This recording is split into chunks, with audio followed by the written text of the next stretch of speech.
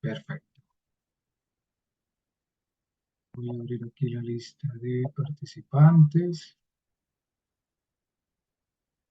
Ok, muy bien.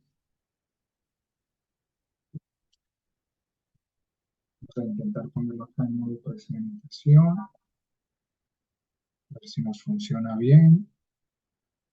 Exactamente. Bueno. eh, Ingenieras e ingenieros, por favor me confirman por el chat o abriendo su micrófono si están viendo la presentación de forma correcta. Buenas tardes, doctor. Sí, Sí, se doctor. ve muy claro. Sí, se logra percibir, doctor. Excelente, muchísimas gracias.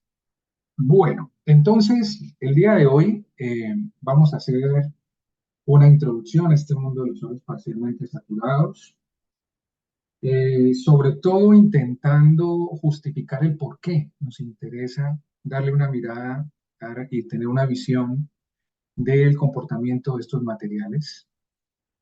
Y seguidamente vamos a empezar a conceptualizar, ¿sí? Vamos a empezar a dar algunos conceptos eh, muy básicos que nos van a permitir contar con las herramientas, eh,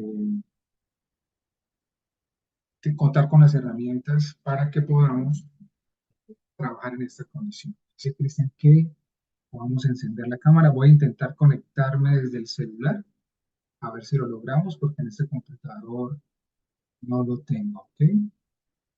Permítame un momento, a ver si lo logramos. A ver si lo logramos. A ver,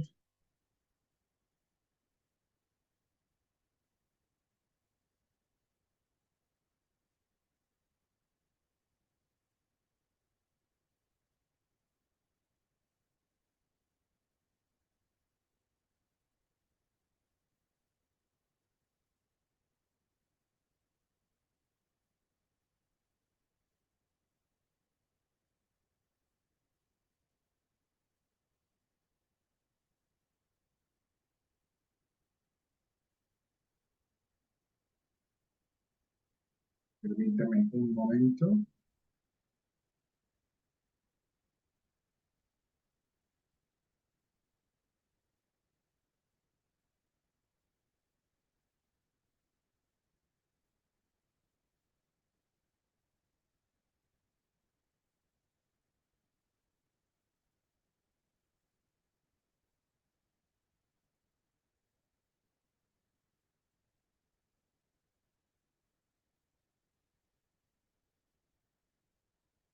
Por ahí el acceso.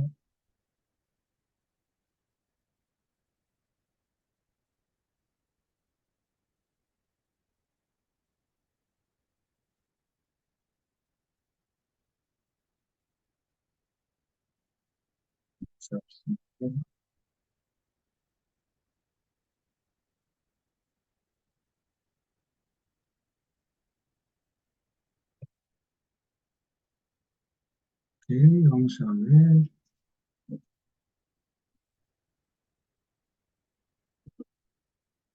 A ver.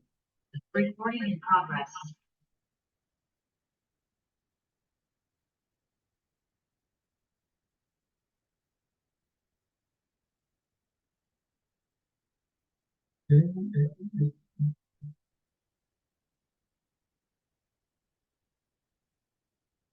Listo. Ok. Ingenieros, ¿ustedes ya me ven? Sí, doctor. Ah, bueno, excelente. Sí, Excelente. mire. Bueno, muy bien, excelente. Entonces, empecemos con un ejercicio. La idea fundamental es que en la medida de lo posible ustedes también participen mucho, que la clase sea dinámica y que no solamente yo hable. Entonces, siéntanse libres, por favor, de participar, de comentar, de preguntar, eh, de responder sus inquietudes y demás. Entonces, vamos a comenzar con con una primera idea y es, ¿qué es un suelo parcialmente saturado? ¿O qué entendemos nosotros con un suelo en condición de saturación parcial? Pueden escribir en el chat, pueden abrir su micrófono. Pensemos un poquito en ese concepto. ¿Qué es un suelo parcialmente saturado? ¿O qué creemos nosotros que es un geomaterial parcialmente saturado?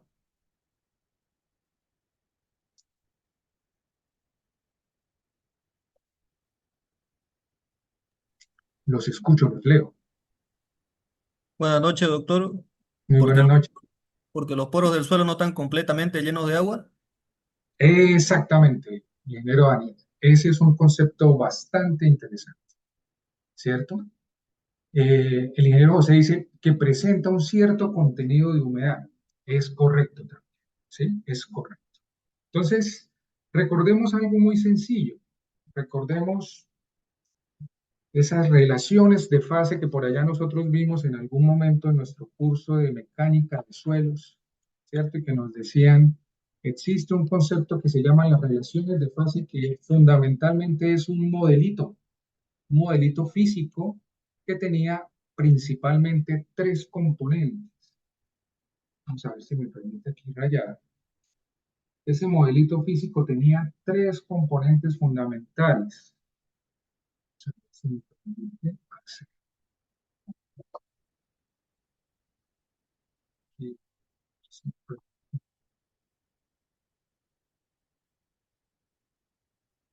Entonces, en ese modelito físico, nosotros teníamos una cosa que denominábamos diagrama de tres fases. Y en esas fases, entonces, por una parte podíamos agrupar nosotros todos los minerales, ¿cierto? Toda la fase sólida, algo que llamamos la fase sólida, la fase mineralógica de un geomaterial. Entonces decíamos, pues todos los minerales los podemos agrupar dentro de un conjunto que vamos a llamar sólidos, ¿cierto? Y esos sólidos evidentemente van a tener peso de sólidos asociado y van a tener un volumen de sólidos asociado. Bien. Y luego, en nuestro curso de mecánica de suelos y isotecnia, nos enseñaban también que existía algo que se llamaba volumen de los vacíos o volumen de los poros del suelo. Y ese volumen de los vacíos podría tener, en el modelo más sencillo y más básico que nosotros podamos imaginar, dos componentes. Una componente que llamamos el volumen de agua o el agua y otro componente que llamamos el aire. Voy a quitar acá, queda un poquito más claro. Vamos a llamarlo el agua o los líquidos también, ¿cierto? Entonces decíamos los líquidos y el aire. Efectivamente, dentro de ese volumen de los vacíos también podía existir entonces un volumen de agua, volumen de aire, y dentro de los pesos normalmente uno supone que existe un peso de agua, un peso de fluido, y el peso del aire normalmente lo descarta porque es muy poco representativo, ¿cierto? Con respecto a el peso de los sólidos y el peso. O sea que tenemos una representación donde aparecen los volúmenes, aire y agua conformando los vacíos, y por otra parte tenemos entonces el volumen de sólidos, ¿cierto? Donde agrupamos toda esa fase mineralógica, toda esa fase de esos minerales que componen ese volumen. Y ahí nace un concepto entonces bastante interesante, y es el grado de saturación de un material. ¿Alguno de ustedes recuerda, ingenieros e ingenieras, cómo era la definición de ese grado de saturación? Y si no recordemos, busquémoslo por ahí y comentémoslo. ¿Cómo se define ese grado de saturación?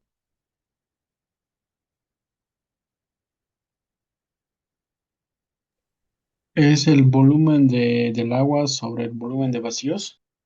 Muy bien, exactamente, exactamente. Entonces es el volumen de agua respecto a los vacíos. Entonces aquí surge algo muy interesante.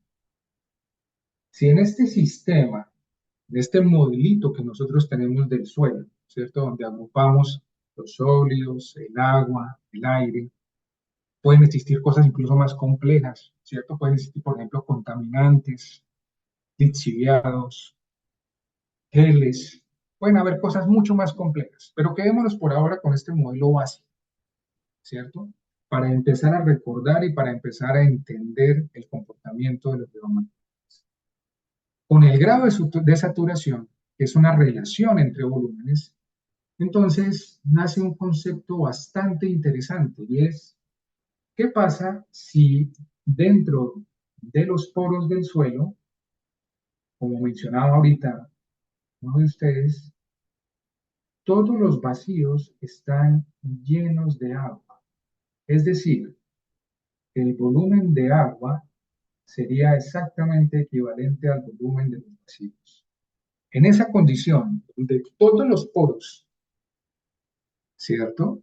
Desde la macroporosidad hasta la microporosidad, hasta la nanoporosidad, si vamos un poquito más allá, todos los poros están entonces llenos de un fluido que llamamos agua, que normalmente es el que trabajamos.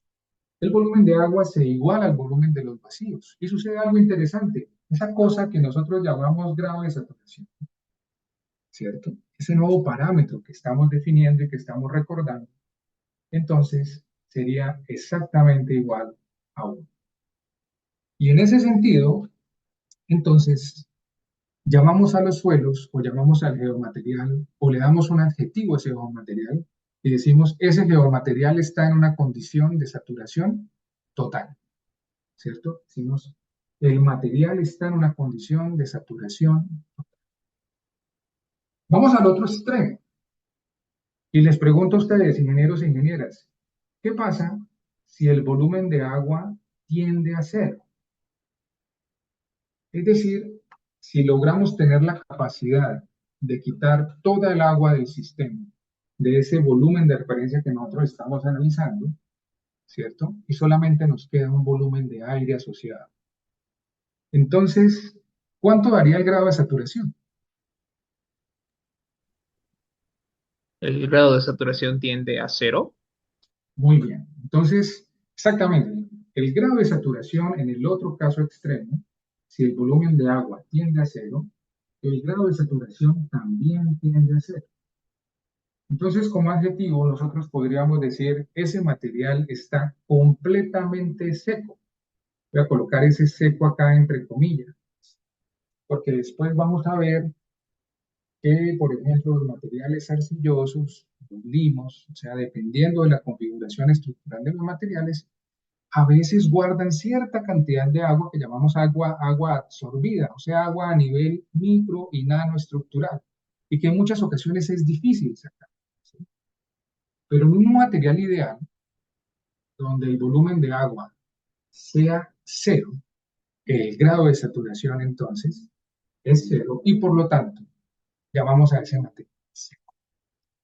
O sea, tenemos los dos extremos de comportamiento del material, y por lo tanto entonces surge la gran idea que nos lleva a este curso. Vamos a intentar entonces trabajar o estudiar con los materiales que tengan grados de saturación mayores que cero y grados de saturación menores que 1. Y acá, entonces, este nuevo marco de referencia que nosotros vamos a construir es el marco de referencia de los materiales o geomateriales parcialmente saturados.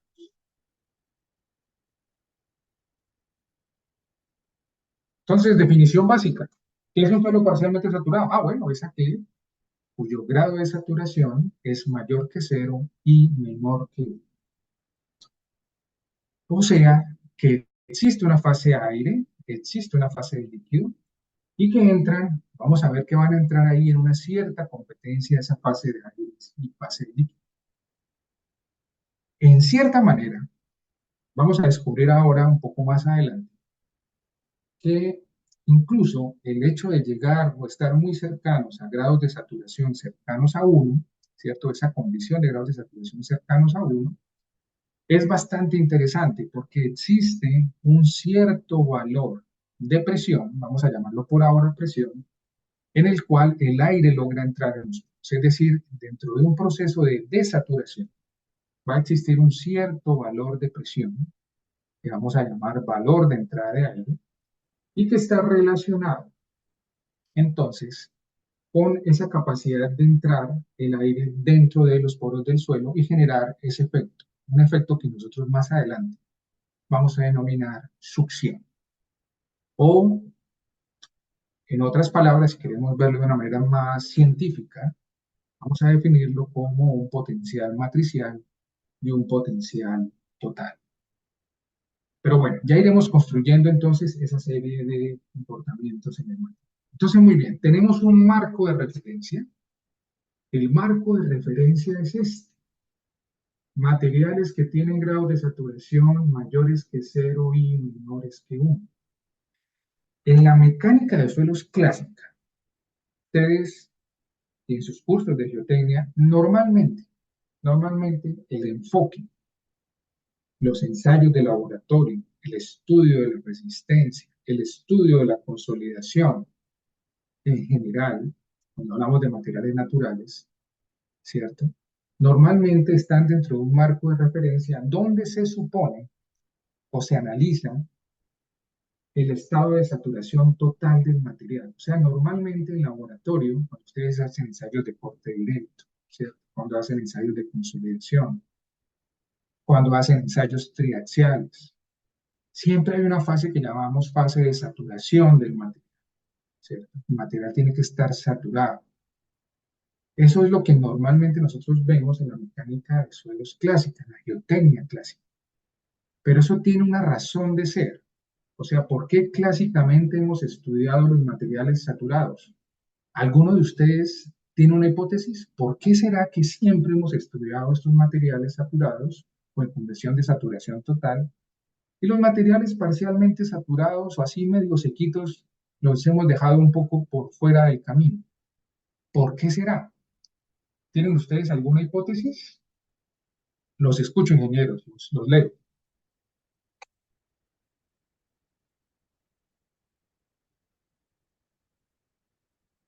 Ingeniero, buenas noches. Muy buenas noches, ingeniero Carlos. Creería yo que de pronto es por la simplicidad de resolver algunas ecuaciones o algo por el estilo. Sí, en principio puede ser una hipótesis muy interesante. Digamos, el hecho de no estar lidiando con la presión de aire, pues realmente nos intenta ayudar a simplificar el esquema. Por ejemplo, si hablamos de esfuerzos efectivos, ¿cierto? Si recordamos esa ecuación de esfuerzos efectivos de Terzaghi, recordemos que decía Terzaghi, los esfuerzos efectivos son iguales al esfuerzo externo total menos la presión del agua, ¿cierto? Y en el curso de geotecnia o en el curso de mecánica de suelo normalmente nos decían, esto tiene, ¿cierto? Validez siempre y cuando el material tenga grado de saturación 1 o grado de saturación igual a 0. O sea, o el material está saturado o el material está seco. Profe, ¿y qué hacemos cuando el material está parcialmente saturado? Normalmente preguntan mis alumnos. Yo les digo, ahí hay un problema. Desde el punto de vista, por ejemplo, los esfuerzos efectivos, que es algo que estamos acostumbrados en el mundo geotécnico a trabajar. ¿Por qué aparece un problema? Es un poco ahorita lo que mencionaba el ingeniero.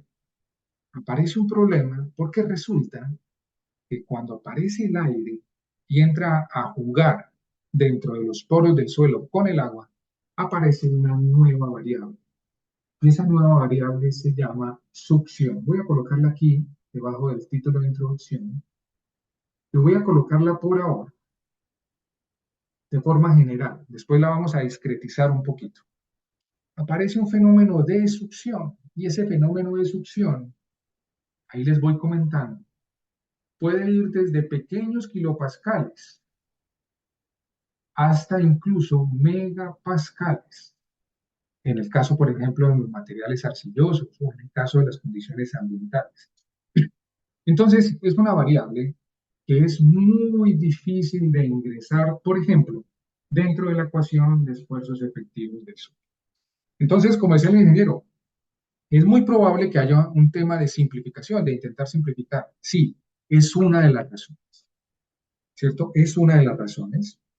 Y la otra razón fundamental es que en general, estudiamos los materiales en términos de resistencia, consolidación, etcétera, en un estado saturado, porque en principio, representan la condición más crítica de comportamiento, en principio, ¿sí? Entonces, por eso es que nosotros saturamos las muestras y hacemos los ensayos saturados y vemos en los manuales que hay que saturar, etcétera. Pero, Pero, ingeniero, perdón, le sí, interrumpo. adelante.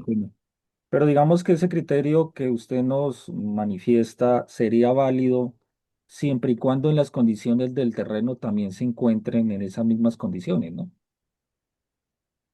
Eh, sí, a ver, aunque en muchas ocasiones tú puedes hacer un proceso de investigación del subsuelo y encontrar que, por ejemplo, el nivel freático se encuentra a 30 o 40 metros de profundidad. Es decir, tú puedes lanzar una hipótesis donde dice, no, yo las condiciones del terreno que encontré es un estado parcialmente saturado, ¿sí? Pero fíjate que a pesar de esa condición, en general, normalmente, a pesar de que, por ejemplo, nosotros hagamos un proceso de investigación y la tabla de agua se encuentre muy por debajo, normalmente intentamos saturar esos materiales en laboratorio para estudiar su resistencia y demás, porque representan la condición más crítica. Lo cual quiere decir que el estado de saturación es variable, número uno, depende de las condiciones ambientales, número dos, y eventualmente en el tiempo de diseño de la estructura se puede presentar esa condición crítica. Es decir, eventualmente se puede presentar una condición de saturación total, ¿sí? Sin embargo, el hecho de que el material esté parcialmente saturado, por ejemplo, en el caso de los rellenos, implica desde el punto de vista geotécnico otros retos. Por ejemplo, desde el punto de vista de compactación de esos materiales o desde el punto de vista de qué sucede cuando esos materiales que hemos compactado presentan un proceso de humedecimiento, ¿sí? No sé si aclaré un poquito más el concepto, ingeniero Carlos. Sí, ingeniero, sí, sí, me quedé un poco más claro. Ujú. Muy bien. Ok. Bien. Entonces, en general, la mecánica de suelos clásica, como les mencionaba, ha tenido la línea de trabajo en esa mecánica de suelos asociada al comportamiento de materiales saturados. Y este efecto de la saturación parcial, en general, eh, se obvió durante mucho tiempo. Y ya después, a partir de los 60, se empieza a darse una cierta relevancia eh, al comportamiento de estos materiales y ya en los 80s y 90s se tiene un desarrollo bastante interesante en términos de comprender el comportamiento de estos materiales. Bien, como ustedes saben, existen muchas condiciones y muchos ejemplos asociados a estados de saturación parcial, ¿sí? Yo me encuentro, por ejemplo, en esta ciudad, en Bucaramanga, en Colombia, y acá es bastante común que tengamos este abanico aluvial, como ustedes pueden ver, con taludes prácticamente verticales, algunos procesos erosivos, algunos procesos de erosivos mayores, con cárcavas y demás. Pero en general, ustedes pueden ver que hay una cierta condición de estabilidad asociada, ¿cierto? Bastante interesante.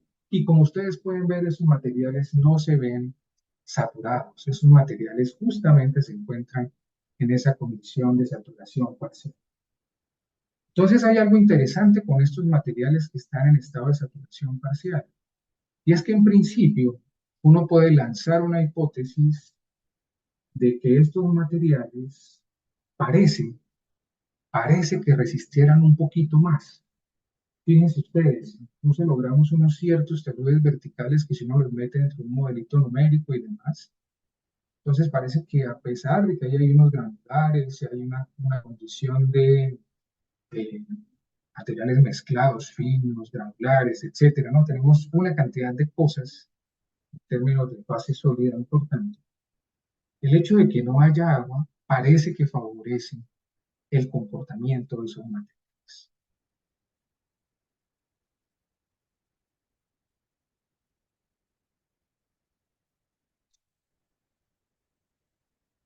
A ver si lo logro pasar acá. Bien. Sin embargo, ¿qué sucede en épocas de lluvia? Por lo menos acá en Colombia es bastante común que en épocas de lluvia se empiezan a presentar deslizamientos importantes, sobre todo en zonas de taludes, sobre todo, por ejemplo, en, en suelos residuales, por ejemplo. Entonces, pareciera, pareciera que la resistencia a esos materiales que normalmente se encuentran en estado de saturación parcial, cuando se enfrentan a épocas de lluvia, pareciera que algo pasa con la resistencia de los materiales. Entonces establezcamos o intentemos establecer una hipótesis sencilla. Normalmente, si hablamos de resistencia, hablamos de equilibrio, ¿cierto? De un cuerpo rígido, etcétera, etcétera. Normalmente, lo que controla la resistencia en un material es algo que nosotros llamamos la cohesión y el ángulo de fricción. La cohesión y el ángulo de fricción. ¿Cuál creen ustedes, ingenieras e ingenieros, que se afecta más entre estos dos parámetros por efectos de algo que llamamos succión o por esa condición de saturación parcial? Los escucho, los leo. Pues, ingeniero, de acuerdo a esos parámetros, el que más tiene variabilidad sería la cohesión y el menos variable sería el ángulo de fricción interno. Exactamente, exactamente. La cohesión se ve afectada de forma significativa por el efecto del grado de saturación, es decir, por ese efecto de la succión. Entonces aquí podríamos nosotros lanzar una pequeña hipótesis y decir, claro, los materiales en estado de saturación parcial parece que ganaron cierta cohesión. Por lo tanto, si la cohesión sube, pues la envolvente de resistencia también. Y claro, si lanzamos un círculo de amor-de-esfuerzos de un elemento de suelo dentro de esa masa, evidentemente en estado de saturación parcial va a estar alejado de la envolvente de resistencia. Pero cuando llueve, entonces lo que va a suceder es que esa envolvente de resistencia empieza a perder cohesión y entonces vamos a llegar a un momento donde se reduce de forma significativa la cohesión hasta que el material alcanza a tocar ese estado tensional y por lo tanto se presenta una condición de falla. Entonces, podemos ir lanzando algunas hipótesis. Eso que nosotros llamamos succión, ¿cierto? O ese efecto de grado de saturación parcial menor que 1 puede generar algo que nosotros denominemos cohesión aparente en el material. Cohesión aparente. Entonces, eso va a ser alguno de los parámetros que nosotros vamos a ir analizando y vamos a ir estudiando. O sea que la cohesión de un material puede ir variando por efectos de ese grado de saturación.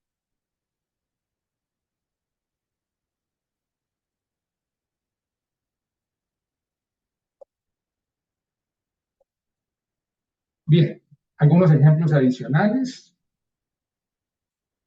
Estoy muy cercano también en una zona urbana, un par de kilómetros acá de la ciudad principal. Tenemos entonces que incluso se pueden presentar condiciones prácticamente de avalancha de los materiales, ¿cierto? Entonces, ese efecto de saturación, ese efecto de una gran cantidad de agua dentro de una masa de suelo, puede generar condiciones de inestabilidad, puede generar unas condiciones de flujo importantes.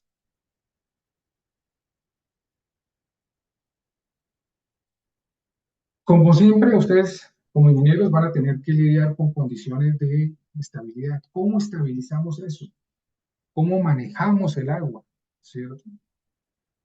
Es tan importante entonces el manejo del agua, intentar entonces abatir esos niveles freáticos de forma importante desde el punto de vista práctico, e ir entonces hacia estados en la medida de lo posible parcialmente saturados, manejar el agua, tener unas condiciones de drenaje adecuadas.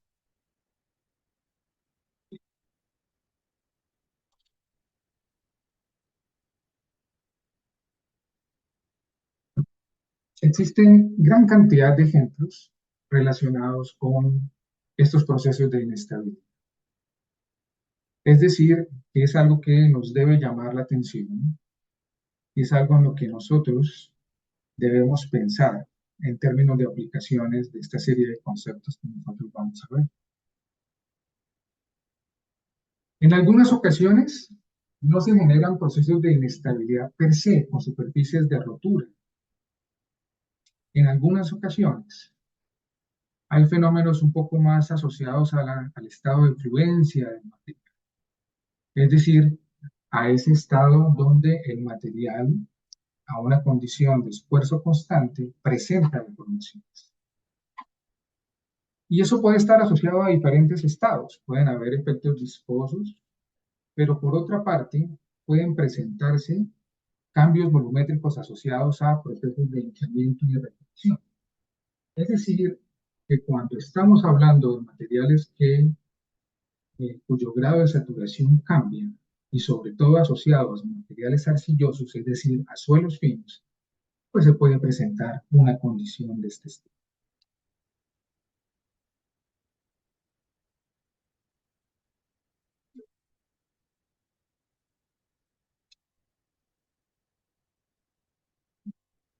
Este es un muy buen ejemplo de ese cuidado en las presiones de poro detrás de un muro de contención. Es un muy buen ejemplo, ¿cierto? Que nos habla entonces de esas condiciones de estabilidad cuando nosotros diseñamos. Bien, como les mencionaba, en el caso de los materiales finos, ¿cierto? Procesos de cimentación en suelos finos. Ahí tenemos unos retos importantes con los procesos de hinchamiento y retracción. Los procesos de hinchamiento y retracción entonces están asociados a cambios de saturación en el material. Por supuesto, están asociados a condiciones ambientales importantes, o sea, a cambios en las condiciones ambientales. Y tenemos ahí un reto importante. Sumado a esto, también tenemos un efecto de la vegetación. Estos agrietamientos que se pueden presentar por tener condiciones de vegetación cercanas a la infraestructura, entonces también pueden generar afectaciones importantes dentro de una obra civil.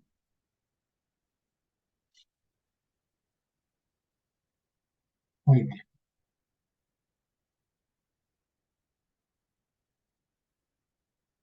Entonces,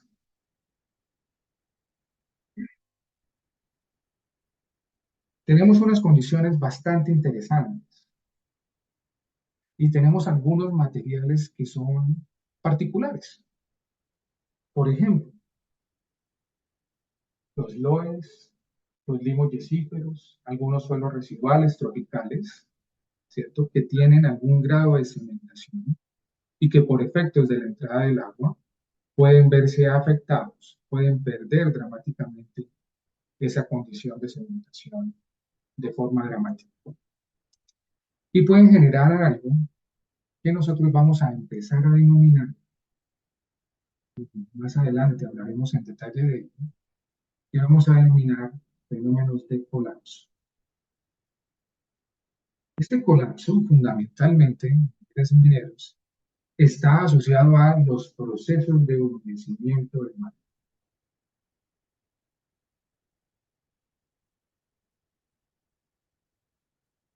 o sea, a un incremento en el grado de saturación del material, y en general se expresan en términos de cambio de volumen en ese material.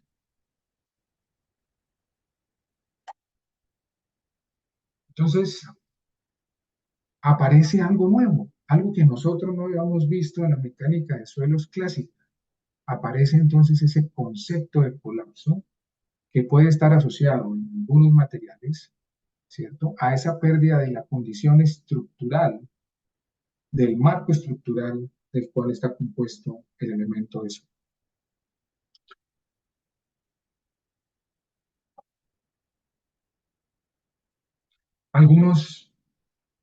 Algunos ejemplos de esos colapsos.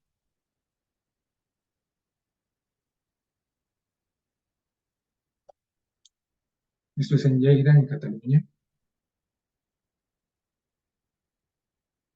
Rellenos compactados. Cambio volumétrico.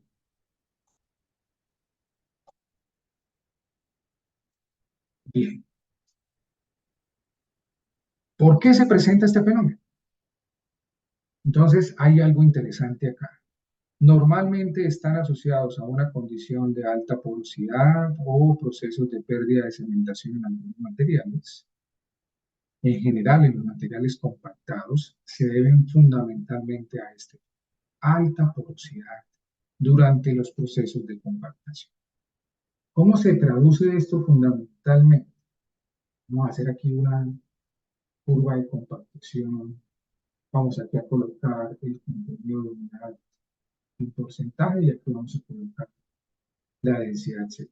Como ustedes saben, cuando se construyen curvas de compactación con Proctor modificado, Proctor normal o con algún otro método giratorio, cierto método vibratorio, etc., pues normalmente lo que uno obtiene en general, esto pueden haber algunas variaciones, es cuando le colocamos muy poca cantidad de agua, obtenemos densidades pequeñas. Pero a medida que vamos incrementando esa cantidad de agua dentro de la mezcla y compactamos con un cierto nivel de energía, pues vamos a obtener entonces un incremento en esa densidad, pero ese incremento en la densidad no es infinito a medida que agregamos agua.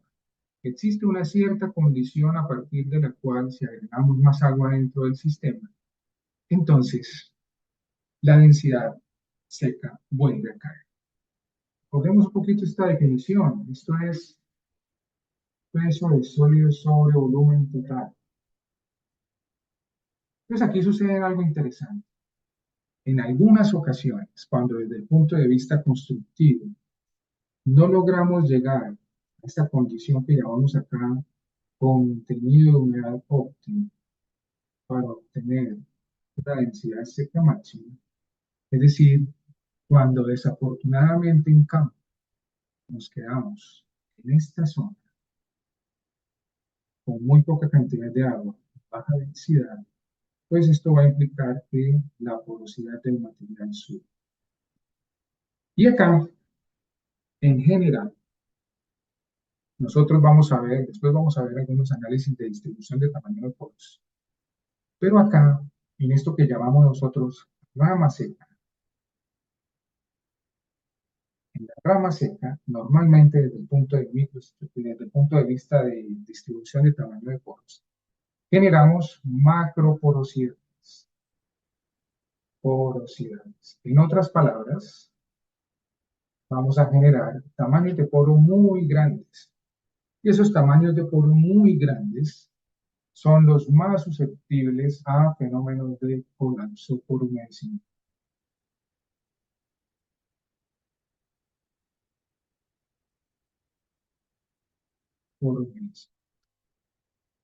Muy bien. Existe otra condición también interesante. Si la densidad de compactación es muy importante, es decir, si colocamos muchísima energía, ojo, muchísima energía, también en el lado seco, es decir, si tenemos una curva de compactación mucho más arriba, ¿cierto? Mucho más arriba y agregamos poca cantidad de agua, se pueden presentar, por otra parte, no fenómenos de cambio volumétrico, donde el material se comprime, se densifica, sino tenemos el efecto contrario. Y ese efecto contrario es fenómenos de hinchamiento. Pero para que ocurra esto, se requiere altos niveles de energía asociados, muy altos niveles de energía asociados dentro del proceso de compactación y muy poca cantidad de agua. Es decir, compactamos con demasiada energía, pero con poca cantidad de agua. Entonces, claro, en principio obtuvimos unas densidades relativamente altas, el material queda muy denso, ¿cierto? Pero tuvo poca agua, ¿cierto? Y en ese sentido, entonces, ocurren fenómenos de hinchamiento en esos materiales. Sin embargo, por otra parte, en la rama húmeda no es tan común. La rama húmeda es esto, cuando tenemos una cierta cantidad de agua mayor al óptimo posible. Vamos, zona húmeda, en inglés, wet zone, etc. Pues cuando estamos por acá, esa macroporosidad en general no es tan alta, ¿cierto? Tenemos una distribución de tamaño de poros un poquito más pequeña y esos fenómenos de colapso no son tan visibles. O sea que el fenómeno de colapso o hinchamiento, teniendo los niveles energéticos, fundamentalmente están acá, en la rama seca del mar.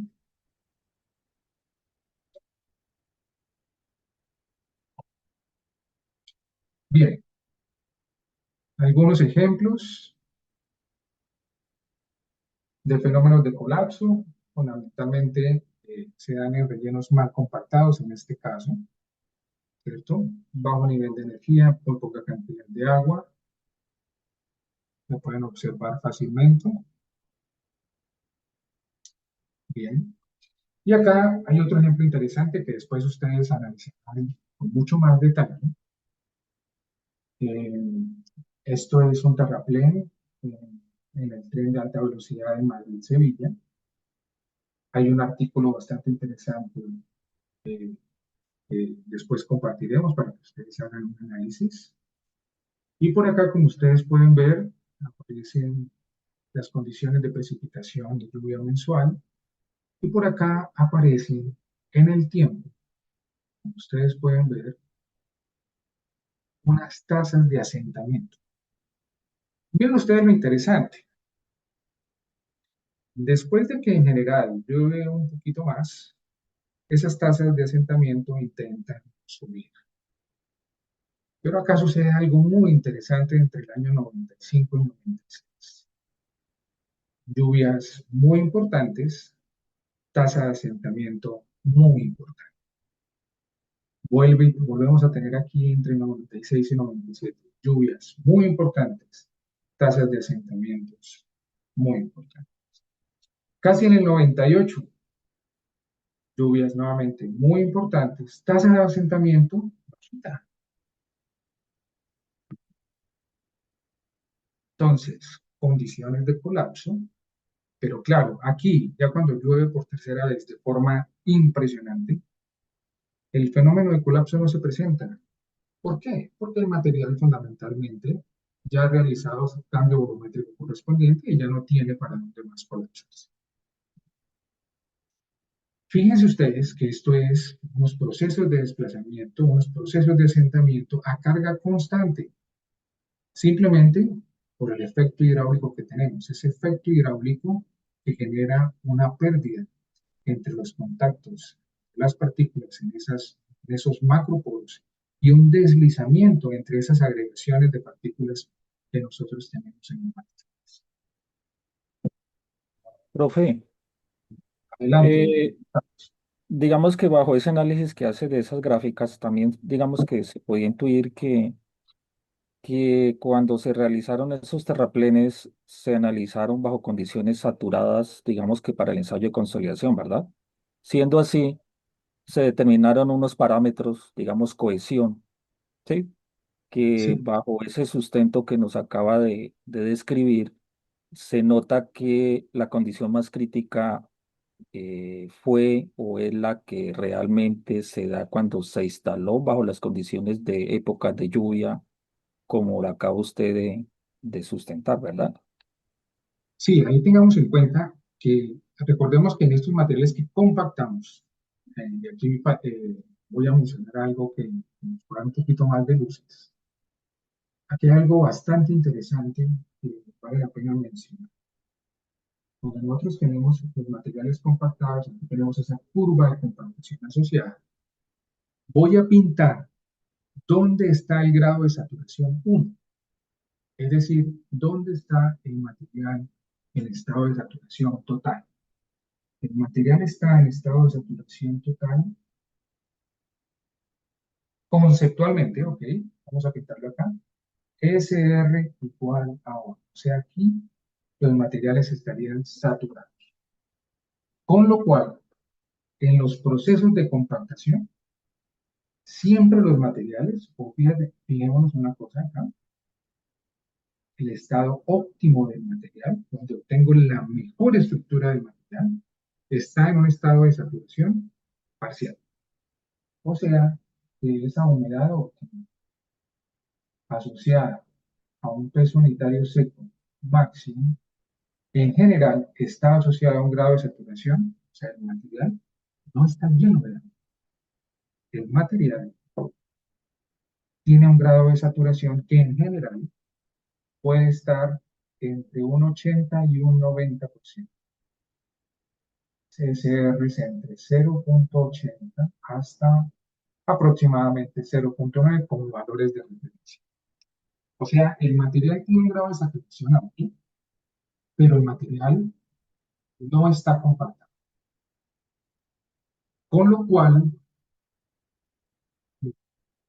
los ensayos que normalmente, digamos, lo que nosotros más o menos tenemos idea, es que si compactamos los materiales en esta zona, ¿cierto? Muy cercano al óptimo, en general, cuando se humedecen, cuando se saturan, el cambio volumétrico tiende a cero. O sea, prácticamente los asentamientos son muy pequeños. O sea, el fenómeno de colapso es muy pequeño, pero es porque la microestructura del material es suficientemente densa y no se generan esos macroporos. Estoy hablando aquí de macroporos, permítame hacer aquí un pequeño dibujo para mostrar dos curvitas más. Estos son distribuciones de tamaño de poros. Estos son poros muy grandes, ¿cierto? Y estos son poros pequeñitos. Entonces, fíjense ustedes que cuando compactamos los materiales acá, en el lado seco, esta es la situación. La microestructura del material queda con poros gigantes. Al saturarse, estos poros se colapsan. ¿Sí? Entonces, mientras que si estamos acá, con grados de saturación entre el 80 y el 90%, es decir, en esta condición donde la densidad es muy eficiente, en general, la distribución de los tamaños porales tiende a ser poros pequeños, ¿cierto? Y algo de poros grandes, pero muy poquitos. O podemos tener una distribución donde en general haya más continuidad y tengamos una familia de poros, vamos a decir, relativamente medianos, que es lo que sucede en rama 1. Entonces, el fenómeno del colapso adolece fundamentalmente a la condición microestructural. ¿Y cómo se genera esa condición microestructural? Porque le agregamos muy poca cantidad de agua durante el proceso de compactación y densificamos con relativamente baja energía. Eso es principalmente el problema que tenemos ahí. ¿Sí? Entonces, el marco de referencia en los suelos compactados es que en principio esos materiales nacen parcialmente saturados. ¿Sí? Y el tema es que si los compactamos con muy poca cantidad de agua, podemos generar una condición de macroporosidad que genera esa condición de susceptibilidad al colapso cuando se presentan. ¿Es un poco más claro, ingeniero Carlos? Sí, o sea que eso con respecto a las imágenes que nos mostró la siguiente, las de las andenes y que se miraba ahí. Entonces, digamos que sí están asociados más a como a procesos constructivos, mala compactación, eh, Correcto. y también, digamos, una deficiencia de aplicación del agua como tal. Ujú, correcto. Es correcto, Ok, es correcto. vale, gracias. Exactamente. O sea, es un fenómeno asociado al proceso constructivo. Si en campo no tuvimos los cuidados necesarios para estar muy cerca al contenido de humedad óptimo y nos vamos y en la realidad se compacta con muy poca cantidad de agua, vamos a generar unos macroporos, una condición microestructural con grandes porosidades y esas grandes porosidades son susceptibles entonces a la condición de colapso.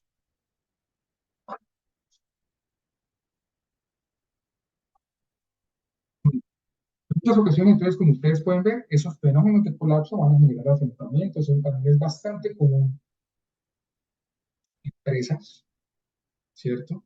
Creo que aquí tengo un dibujito, sí. Aquí está una muy buena presa de canal en Teruel, esto es puro colapso por humedecimiento. Fíjense ustedes.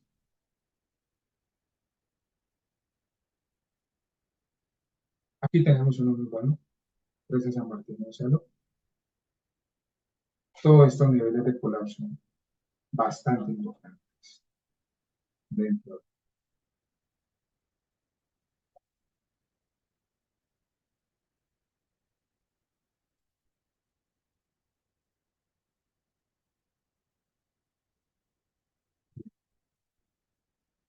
Por supuesto. Entonces, rellenos mal compactados, ya sabemos nosotros, no solamente ocurre en zonas de terraplenes, etcétera, sino puede también estar asociado a condiciones de cimentación. Este es un muy buen ejemplo que mencionaba el profesor Jens en Nápoles.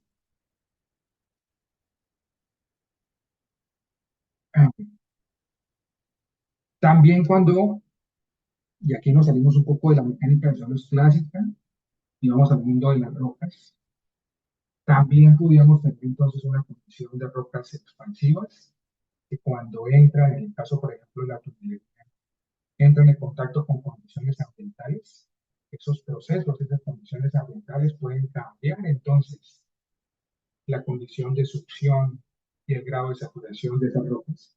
Y se pueden presentar este tipo de... Este es un caso muy famoso que es en Sevilla, España.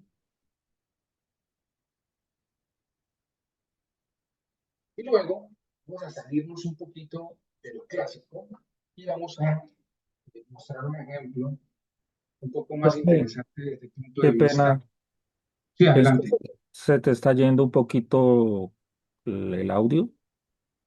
Ah, ok. Bien. Les mencionaba, ingenieros, que tenemos otro ejemplo bastante interesante desde el punto de vista de el comportamiento de los materiales radioactivos, de cómo tratar esos materiales radioactivos, esos desechos. Y en ese sentido, entonces, eh, las agencias que manejan estos materiales han intentado tener diferentes posibilidades de almacenamiento. Y una de esas posibilidades es un almacenamiento eh, a profundidades bastante importantes, fácilmente mayores a 500 metros de profundidad, en macizos rocosos. Y en ese sentido, entonces, surgen bastantes retos. Número uno, esos residuos nucleares, como ustedes se pueden imaginar, son altamente contaminantes. Y esa condición de alta contaminación implica una condición de flujo que hay que analizar. Para ello, entonces, normalmente, una de las posibilidades de trabajo es, hagamos una serie de túneles, es decir, bajemos a una profundidad mayor a los 500 metros y realicemos una serie de túneles horizontales donde podamos después hacer un almacenamiento de esos residuos. Si vemos una sección transversal, es algo parecido a esto. Por acá debería estar el contaminante.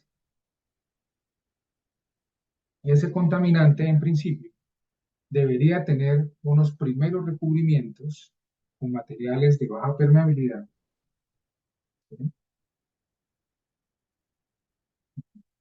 Y luego deberíamos nosotros llegar a un recubrimiento asociado concreto, ¿cierto? Baja permeabilidad. Y luego, en principio, deberíamos entonces tener una interacción con la roca. Pero antes de tener esa interacción con la roca, entonces los ingenieros geotécnicos han sugerido que en esa interfaz entre la roca y uno de los niveles de revestimiento eh, más externos, tengamos una siguiente barrera, que sería una barrera de ladrillos de bentonita compactados. Si ustedes recuerdan por allá su curso de mecánica de suelos o su curso de geotecnia, por allá les mencionaban que existen algunas condiciones mineralógicas donde los materiales arcillosos, ¿cierto? Por su condición de actividad, les gusta absorber de manera significativa agua y por lo tanto, cuando absorben esas ciertas cantidades de agua, generan unos procesos de hinchamiento en su estructura. Y dentro de esos minerales, por ejemplo, está la esmetita, está, por ejemplo, la montmorillonita, en menor grado, por ejemplo, la hilita, ¿cierto? Entonces, estos señores idearon una condición, dijeron, mire, nosotros tenemos la roca, ¿ah? La roca tiene un gran problema, a pesar de que está en grandes profundidades, la roca está en una condición de fracturamiento, tiene diaclasas, tiene fracturas naturales, etcétera. O sea, que la roca en general puede presentar unas condiciones de permeabilidad secundaria que pueden ser críticas si hablamos de esta condición de flujo. Bien, en ese sentido, entonces, cuando tenemos este desecho nuclear con una serie de revestimientos, ese revestimiento que nos va a dar la interfaz con la roca, lo plantean ellos en términos de materiales que están compactados y están en estado de saturación parcial. Esos elementos que podemos imaginar como pequeños, eh, como pequeños ladrillos, ¿cierto? Hechos de materiales arcillosos altamente expansivos.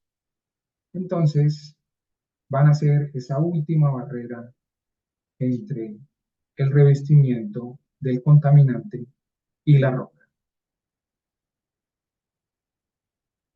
Muy bien.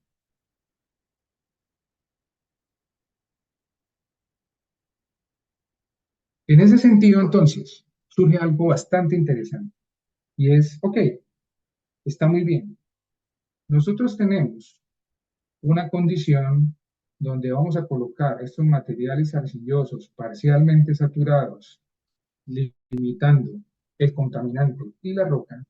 Y lo que va a suceder entonces en el tiempo es que por esta condición de fracturamiento natural del macizo rocoso, el agua va a comenzar a fluir hacia la roca. Perdón, el agua va a comenzar a fluir desde la roca hacia esa barrera que nosotros hemos colocado con estos ladrillos de materiales arcillosos parcialmente saturados. Entonces aquí ya no vamos a tener nosotros un fenómeno de colapso. Ahora, como vamos a tener esta barrera hecho con materiales fundamentalmente arcillosos, con alta actividad, lo que vamos a tener es que apenas llegue el agua del macizo rocoso a esa barrera, pues el material se va a comenzar a saturar progresivamente y dentro de ese proceso de captura del agua se va a empezar a hinchar.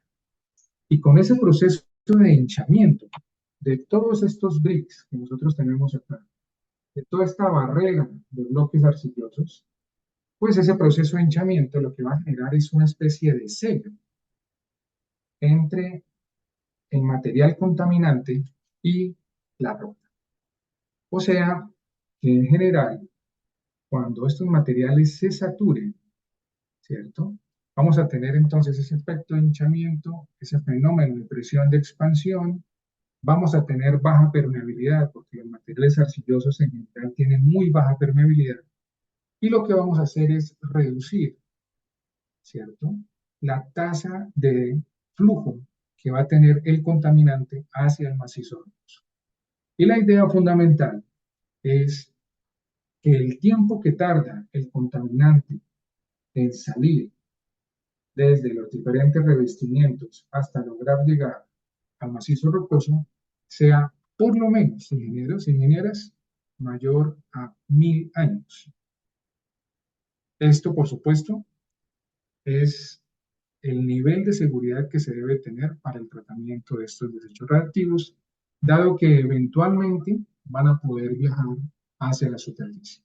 Entonces, al menos el intervalo de tiempo que se debe analizar ahí es impresionantemente largo, mayor a 1000 años, para poder entonces tener una condición de seguridad asociada y que esos contaminantes se demoren el máximo tiempo posible en escapar hacia la superficie. Pues ahí tenemos otro ejemplo bastante interesante desde el punto de vista de la ingeniería geotécnica, es un poco más especializado en el comportamiento de estos materiales.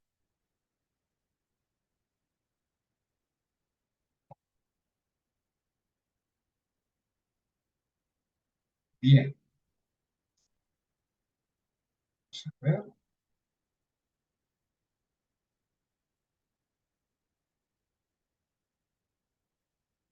Por supuesto, entonces, tenemos ahí unos retos interesantes desde el punto de vista, por ejemplo, de ingeniería de pavimentos, ¿cierto? De estructuras en canales, del comportamiento, por ejemplo, desde el punto de vista de cimentaciones profundas, ¿cierto? ¿Qué sucede con las variaciones entonces en la tabla de agua? ¿Cómo afectan ese comportamiento los materiales parcialmente saturados y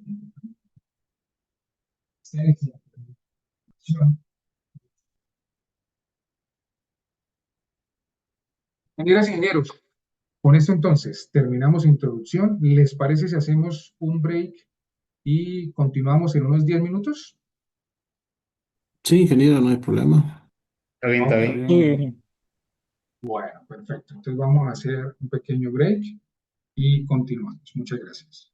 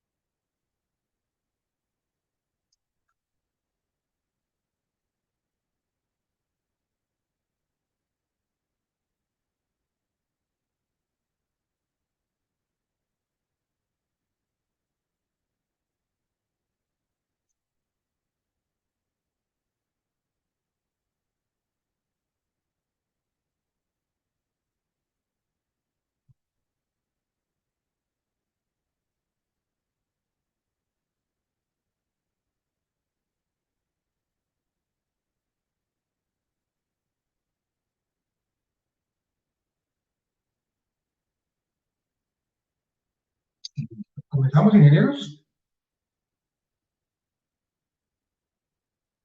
Sí, Vamos, Inge. Sí, sí, Muy estamos.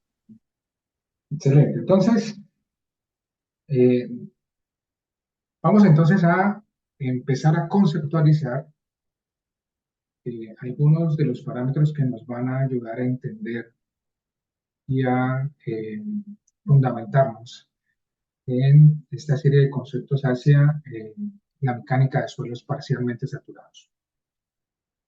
Fundamentalmente, lo que nosotros vamos a ver en el curso está acá, ingenieros y ingenieros. Vamos a hablar ahorita de un poco de la microfísica de las fases de interfaz agua-aire. Fundamentalmente, lo que le vamos a dar es una mirada a los componentes del agua, al componente del aire. Vamos a ver después cómo empiezan a interrelacionarse. Y a partir de ahí, entonces, vamos a definir lo que va a ser el potencial matricial y el potencial total, que comúnmente los denominamos nosotros succión total y succión matricial. Son fundamentalmente las dos componentes con las que más estamos trabajando. Luego, vamos a hablar de la curva de retención de agua del suelo, ¿cierto? Esto fundamentalmente lo que, lo que nos ilustra es esa relación entre grado de saturación y succión. Ahí vamos a ver una serie de ensayos de laboratorio que nos van a permitir hacer una determinación indirecta o lo más directamente posible de esas condiciones de succión total. Y luego vamos a hablar de resistencia al corte y de cambios de volumen, volumétrico. Vamos a ir introduciendo algunas de esos análisis de comportamientos. Vamos a intentar integrar eh, algo de literatura para ello. Y luego vamos a analizar cómo es el comportamiento en términos de flujo. Esto no quiere decir que de repente, cuando hablamos de curva de retención, etcétera, empecemos a introducir algunos conceptos asociados, por ejemplo, a la permeabilidad, ¿cierto? ¿Qué sucede con la permeabilidad de los materiales parcialmente saturados? Fundamentalmente el fenómeno del flujo va a ser muy interesante porque lo vamos a intentar analizar desde el punto de vista de simulaciones numéricas, de modelación. ¿Sí? Entonces, vamos a trabajar con un software de la Universidad Politécnica de Cataluña.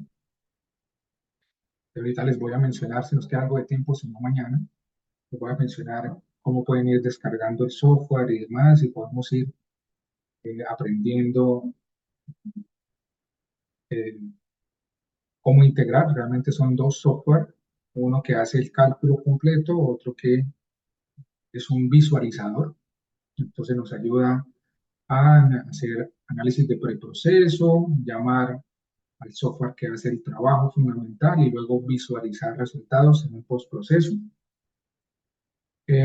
Y intercaladamente, ¿cierto? Ahí está como número 7, pero intercaladamente vamos a tener algunas pequeñas sesiones donde vamos a ver algunos resultados en términos de investigación. ¿Qué es lo que se obtiene en términos de investigación en los materiales en estado de saturación parcial? Hay bastantes ejemplos interesantes para poderlos trabajar. Entonces, arranquemos por ahora con esta fase número 2, que es la microfísica, las fases de interfaz agua-aire, que nos van a permitir entonces hacer la conceptualización inicial, la conceptualización básica de estos parámetros que nos van a servir después para hablar de materiales en condición de saturación parcial. Bueno, profe, sí, adelante, perdón, ingeniero perdón que Carlos. interrumpo antes de que continúe con la clase. Esto, ¿nos puedes describir, digamos, cómo va a ser la forma de evaluación de este módulo? Ya que nos Sí, explicó el contenido, vamos a por favor. hablar, al final de Gracias. la clase vamos a hablar de ello, ¿ok? Bueno, listo, profe. Vale, muchas gracias. Ok. Bien, empecemos entonces hablando del agua. Eje horizontal, miren ustedes, tenemos ahí la temperatura y en el eje vertical tenemos los valores de presión. Recordemos que nosotros estamos aquí en este mundo. Presión atmosférica, 101.3 kilopascales. Suceden cosas interesantes. Hay 3 áreas plenamente definidas. Condición del agua en fase sólida. Está en toda esta zona.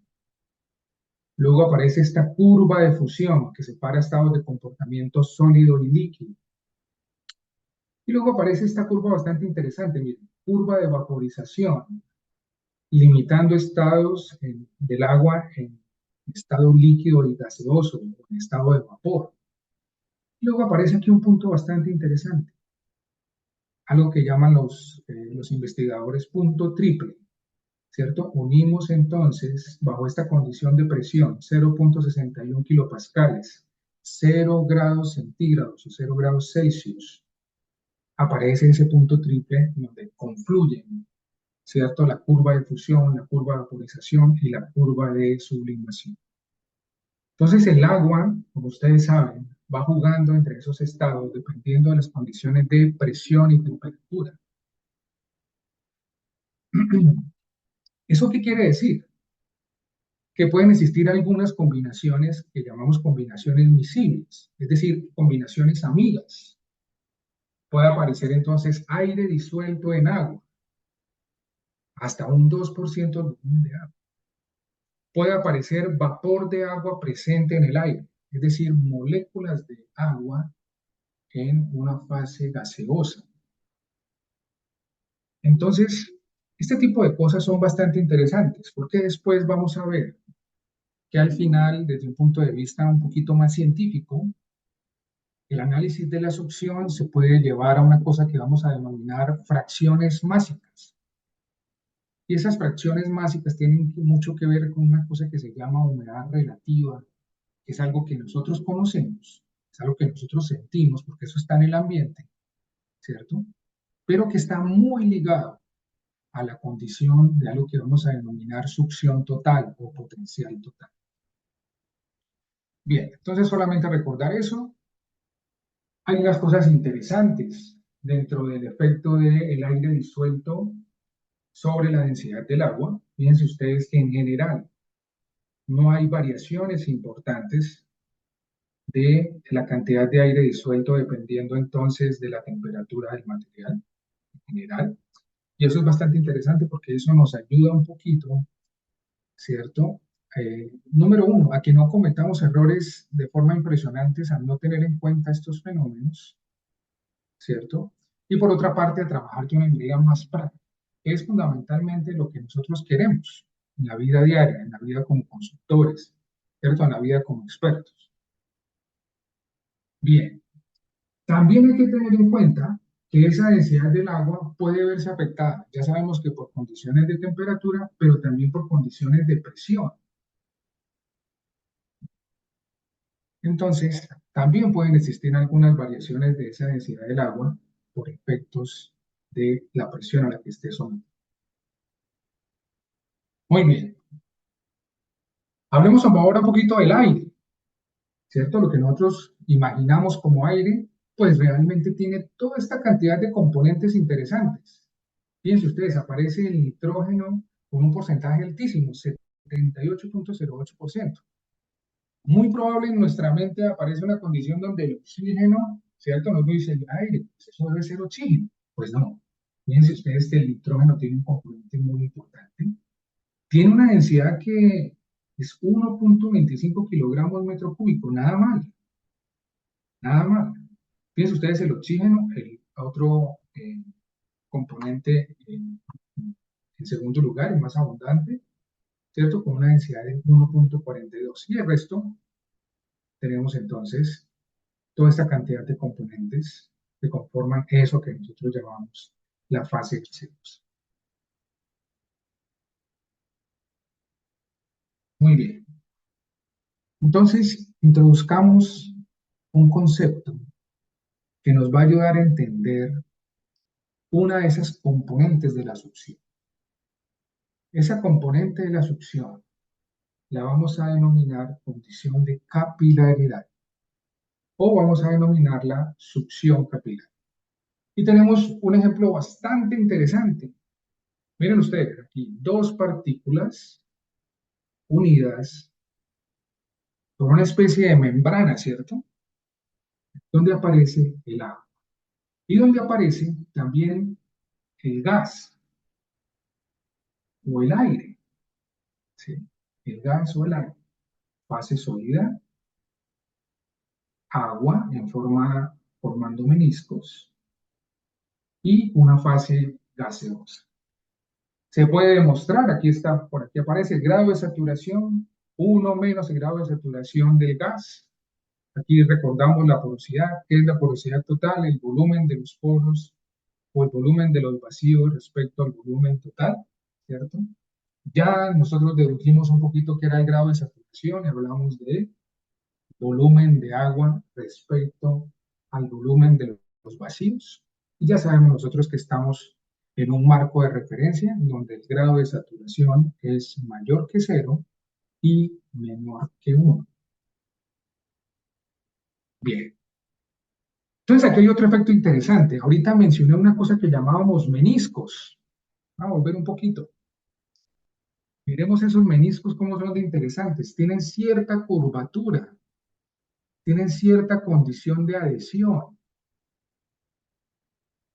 ¿cierto? Miren ustedes. Vamos a cambiar aquí el color, vamos a mejorarlo.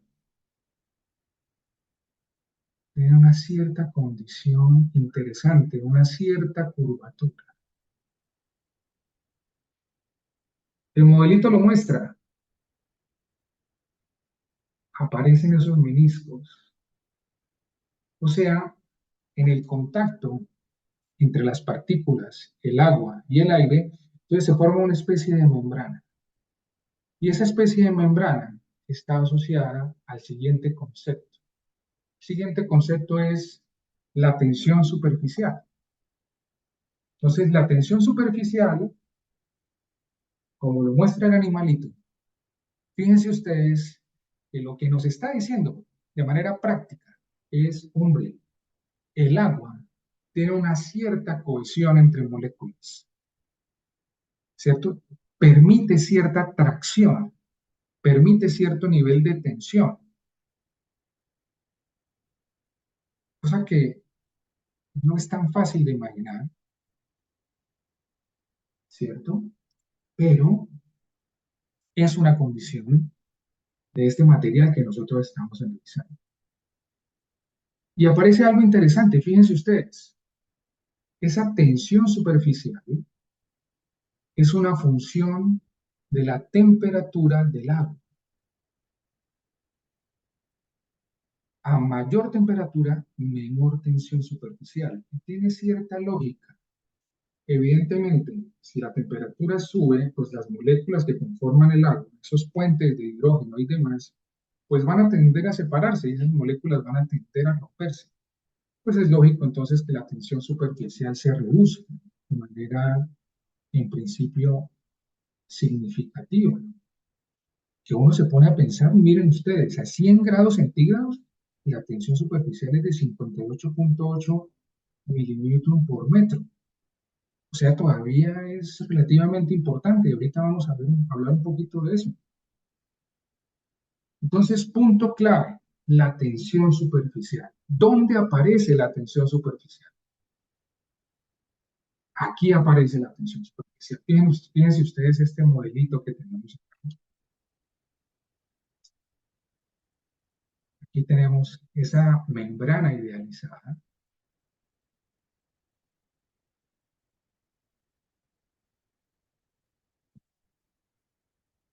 Y fíjense ustedes que aquí, encima de esa membrana, está el aire y por debajo está el agua.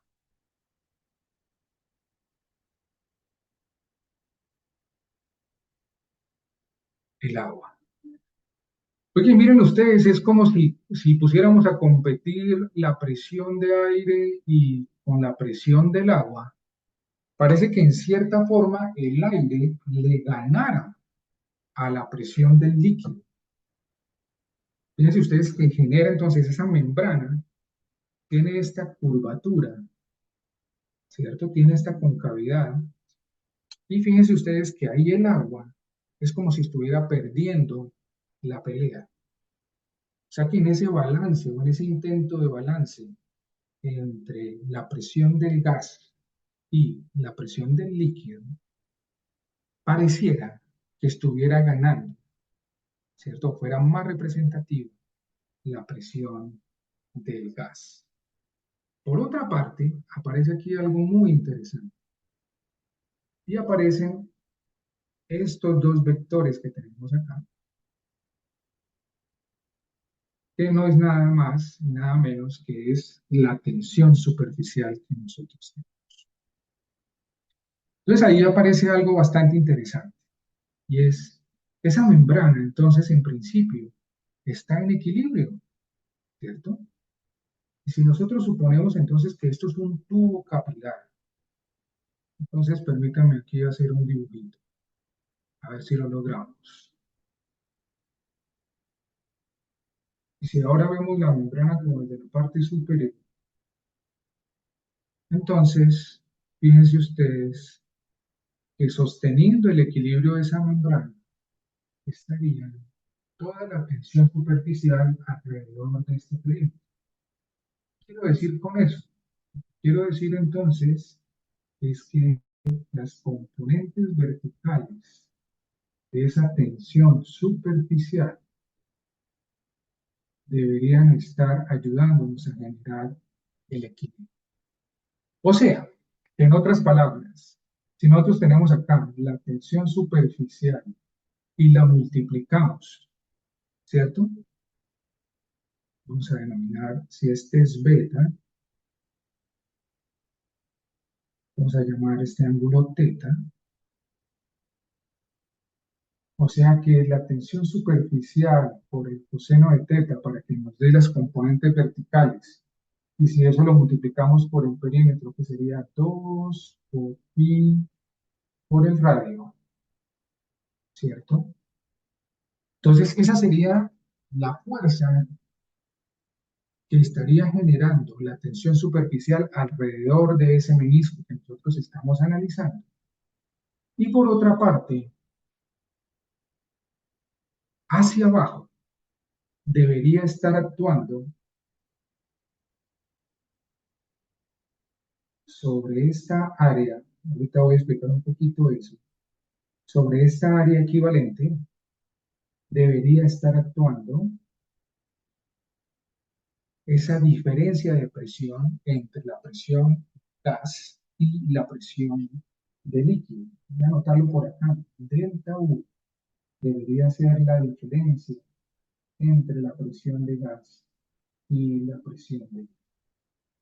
Y en esas dos condiciones, esas fuerzas que tenemos hacia arriba gracias a la tensión superficial y lo que sucede en la membrana en términos de diferencial de presión, pues deberían estar equilibrados. ¿Sí? Deberían estar equilibrados. Entonces, en ese sentido, si nosotros igualamos esas dos cantidades, tendríamos por acá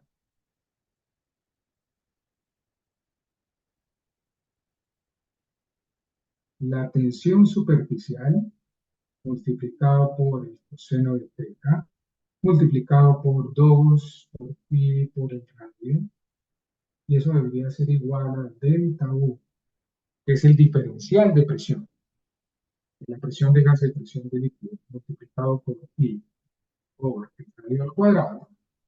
Entonces aquí podemos simplificar algunas cosas. Este pi con este pi se va, este radio con este radio se va, ¿cierto? O sea que nos queda 2 veces la tensión superficial por el coseno de teta sobre el radio debería ser igual a ese diferencial de presión. Como buenos ingenieros, vamos a intentar hacer una simplificación más.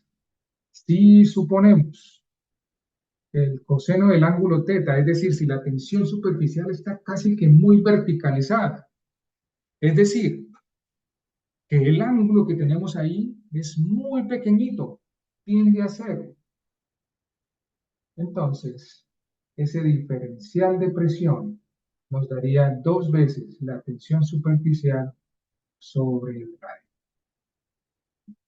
O sea que la tensión superficial, que sabemos nosotros que es una función de la temperatura, está directamente relacionada con ese diferencial de presión. Y aún más interesante, el radio que nosotros tengamos en ese capilar, ¿cierto?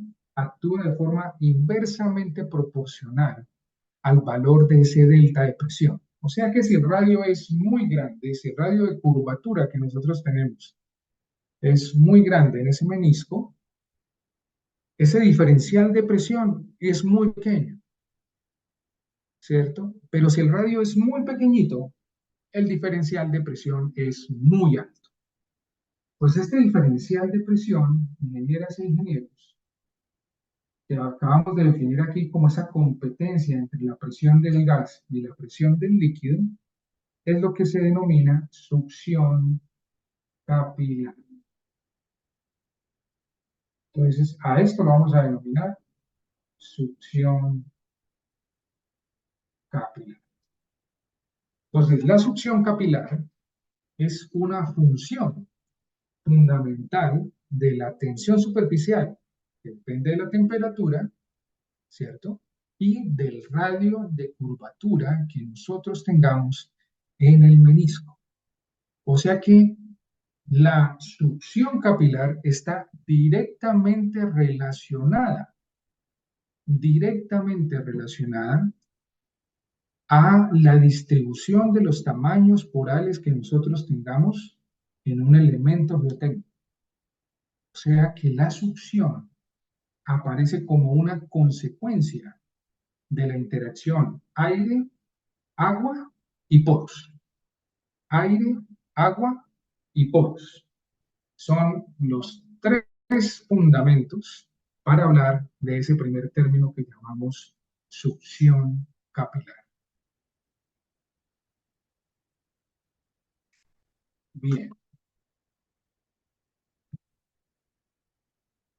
Fíjense ustedes que aquí, en este balance, estamos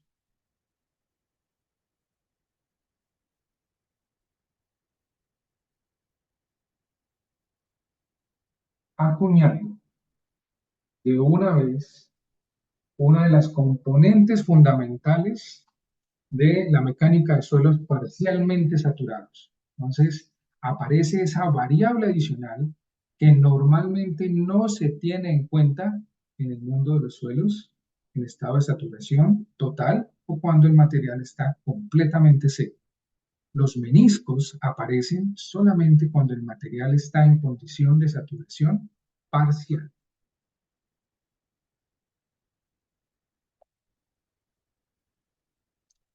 Bien. Doctor, una consulta. Sí, adelante, ingeniero Arias. Eh, ¿Esa succión capilar que nos dice es la misma succión matricial? Muy bien, ya vamos para allá. Es una de las componentes de la succión matricial, realmente. Pero ya vamos para allá. Ahorita lo vamos a ver.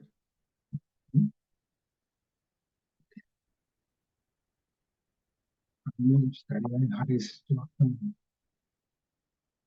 para que les quede. A ver si lo logramos. Un momento. Ah, pero queda de sobre. Ok, listo.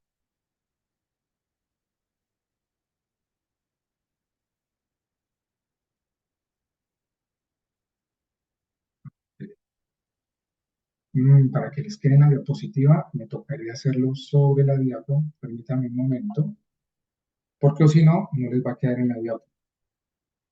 A menos de que ustedes quieran hacer el desarrollo, o lo dejamos en la diapo. Sugeriría mejor dejarlo en la diapo. Permítanme un momento. Vamos a dejarlo acá. Muy bien, entonces aquí tenemos componentes verticales asociados a la tensión. Esto es tensión superficial, por el coseno de teta, por el perímetro. Esto es 2pi por radio. Aquí aparece teta. Aquí aparece teta. ¿Sí? Y luego hacia abajo, si no, no les va a quedar, hacia abajo aparece delta U multiplicado por el área pi por radio al cuadrado.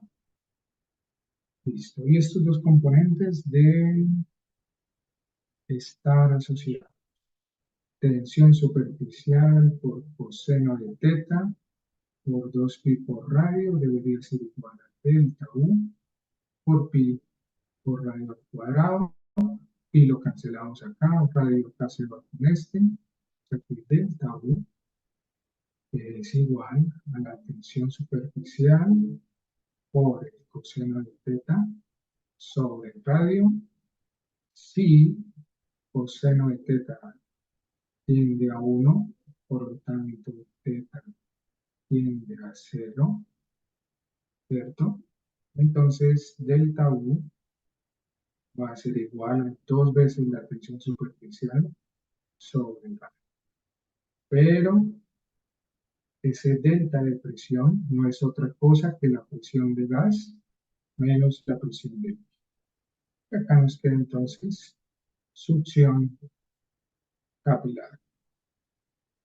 Perfecto. Voy a colocarle aquí entre comillas matricial. Vamos a ver ahorita que es similar, pero no es exactamente por definición lo mismo. ¿Okay? O sea, ya nos queda guardado y vamos a dejar este acá también.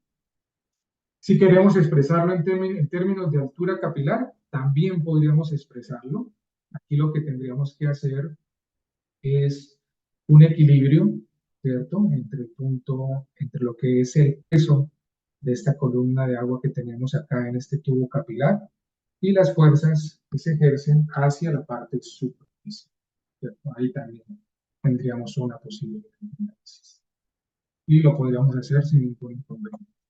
Pues aquí, por ejemplo, diríamos,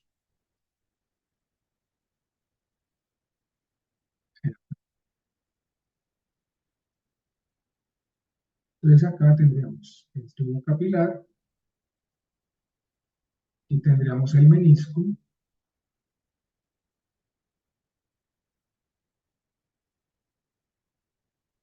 Perfecto, aquí tendríamos el agua. Aquí escogemos entonces un punto A. Vamos a trabajar con los mismos para no confundirnos. Punto C y punto A. No hay ningún problema. ¿Cierto? Entonces, todo el peso de esta columna que tendríamos acá sería el área y por el radio al cuadrado multiplicado por la altura de esa columna por H. Eso sería el peso del agua, ¿cierto? ¿Y eso con qué lo vamos a equilibrar? Lo tenemos entonces que equilibrar con todas las fuerzas capilares que tenemos acá. Aquí tenemos T sub S, aquí tenemos teta. Entonces lo mismo, eso será T sub S por el coseno de teta. Y ya sabemos nosotros que la tensión superficial actúa en todo el perímetro en componente vertical. ¿Cierto? O sea que aquí, esto será por 2 y R. Perfecto. Entonces aquí tendríamos el perímetro, la tensión superficial, coseno de teta, tal. Lo mismo, de forma similar, pues aquí podríamos decir pi se cancela con pi, este radio se cancela con este cuadrado, ¿cierto? O sea que aquí nos queda R, H, Aquí nos falta una componente. Sí, si estamos hablando de peso, nos falta incluir, esto es área, esto es peso. Para que sea peso nos falta multiplicar por el grama del agua. Eso nos queda R por H por grama del agua. Debe ser igual a la tensión superficial por el coseno de teta 2 veces. O sea que H va a ser igual a 2 veces la tensión superficial por el coseno de teta, ¿cierto? Sobre el radio por gamma. Muy bien. Fíjense ustedes que acá, este H, entonces, fíjense ustedes que esto que tenemos acá, 2 veces de su S por el coseno de teta sobre el radio, es esto que ya habíamos visto. 2 veces la tensión superficial por el coseno de teta sobre el radio, pues es la variación de presión. O sea que esto debe ser la variación de presión sobre el gamma. O sea, es la presión de gas menos la presión del líquido sobre el peso unitario del agua. Y aquí tendríamos entonces la altura capilar. Es otra de las formas en la que podemos expresar, ¿cierto?, la condición de succión capilar. Muy bien. Ok.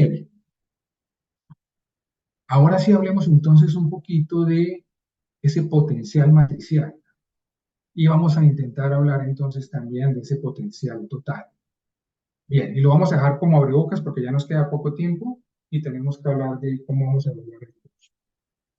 Entonces, a la pregunta del ingeniero, ¿el efecto capilar es exactamente la succión matricial?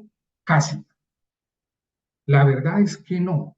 Realmente, la succión matricial tiene dos componentes. Tiene un efecto capilar, por una parte, y tiene una condición que vamos a denominar absorción, que es una componente un poco más compleja. ¿Por qué? Porque es una componente a nivel microestructural. ¿Qué hay ahí metido?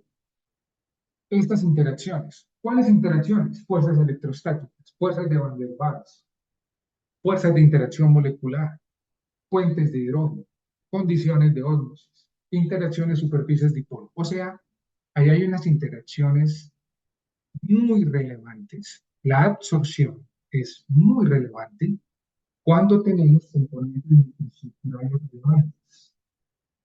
Pensemos un momento en los geomateriales que tienen componentes microestructurales relevantes. Si hablamos un poquito de los granulares, arenas, gravas, pues son en general materiales inertes. Los sólidos, ¿cierto? En general, cuando por la presencia de agua, por la presencia de iones, etcétera, etcétera, no tienen interacciones importantes desde el punto de vista electroquímico. Pero cuando los tamaños de partícula empiezan a reducirse, o sea, empezamos a llegar a los limos y después llegamos a las arcillas. Ojo, sobre todo las arcillas, tenemos una condición muy relevante donde el componente microestructural es altamente influenciado por la condición eléctrica y físico-química de sus componentes mineralógicos en interacción con el agua. Entonces, la succión matricial en granulares es fundamentalmente capilar. Prácticamente la absorción no tiene nada que ver. O sea que en los materiales granulares, como simplificación, nosotros podríamos decir que el efecto capilar o la succión capilar sí es estrictamente la succión matricial, porque el componente de absorción prácticamente no existe. Pero en los geomateriales, que son de tamaños pequeños, o sea, de tamaños particulares pequeños, sus partículas son pequeñas, o sea, los limos y las arcillas, en estos materiales sí hay una influencia muy relevante del componente de absorción y puede disparar significativamente la succión, lo que llamamos nosotros succión matricial o potencial matricial. Bien, ingenieros, ¿han quedado claros estos conceptos?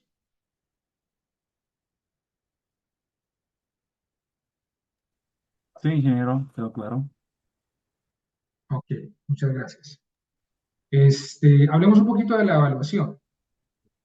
Doctor, Sí, adelante, ingeniero Daniel. disculpe, antes que termine con la clase, o sea, en el tema de las arenas, esa cohesión aparente que nosotros definimos, se puede definir ya, digamos, de acuerdo a este concepto como succión matricial. Sí, está asociada a la succión matricial.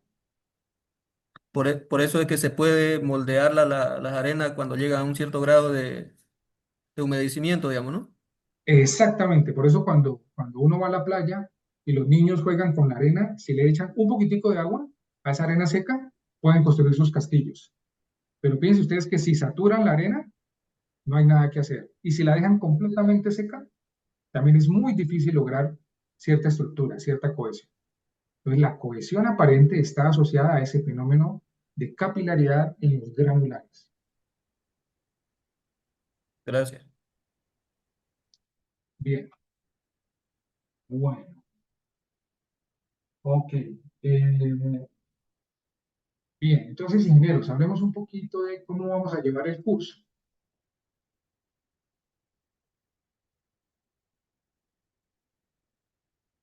Bien, entonces,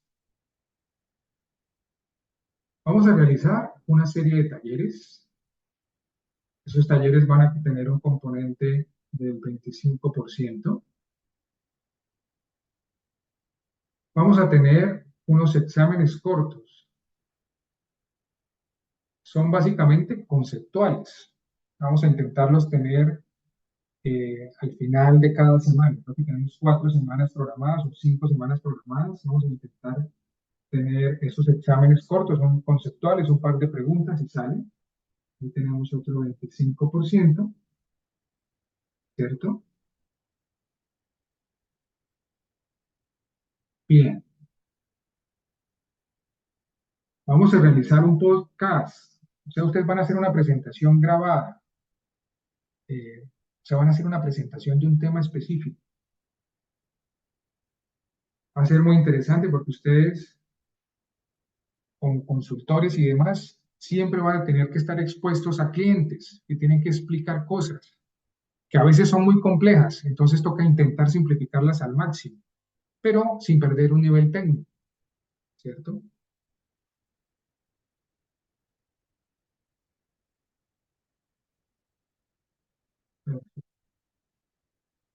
Aquí tenemos dos opciones.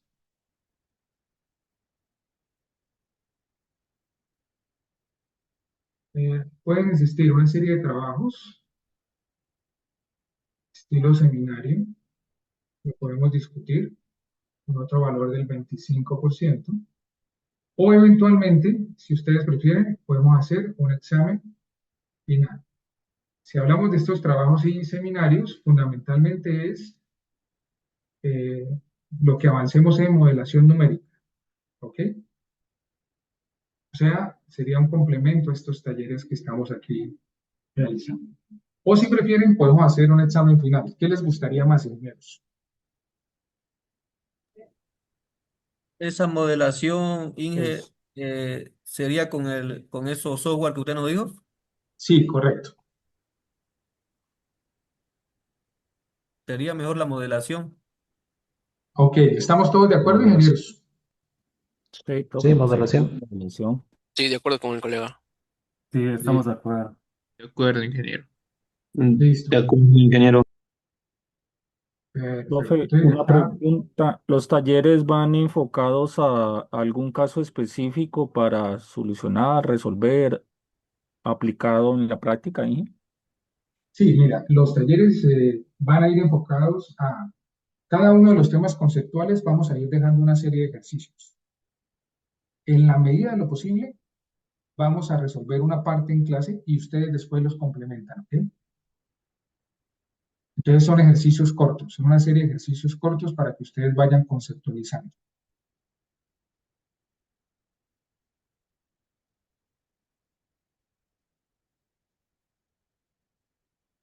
Vale, profe. Muy bien. Bueno, ingenieros, entonces muchísimas gracias por atender la sesión.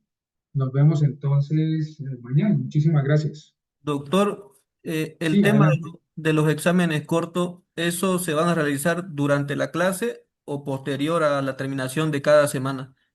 No, los hacemos dentro del horario de clase. Normalmente toman 10 a 15 minutos porque hagamos, para que ustedes tengan una idea, es estilo quiz. Son una serie de preguntas conceptuales y vamos a ver si las podemos hacer por plataforma y ustedes la resuelven, pero van a quedar dentro del horario de clase. Ah, ok, correcto. Sí, bien. Ingeniero, una Hay- más. sí, genial. ¿Será que nos podría facilitar también las diapositivas para tomar Sí, por apuntes supuesto. paralelamente, apuntes paralelamente a la explicación? Sí, por supuesto que sí, claro. No sé si Cristian está ahora en la sesión, pero la idea es subirlos a plataforma. Yo los voy a ir subiendo a plataforma. Muchas gracias.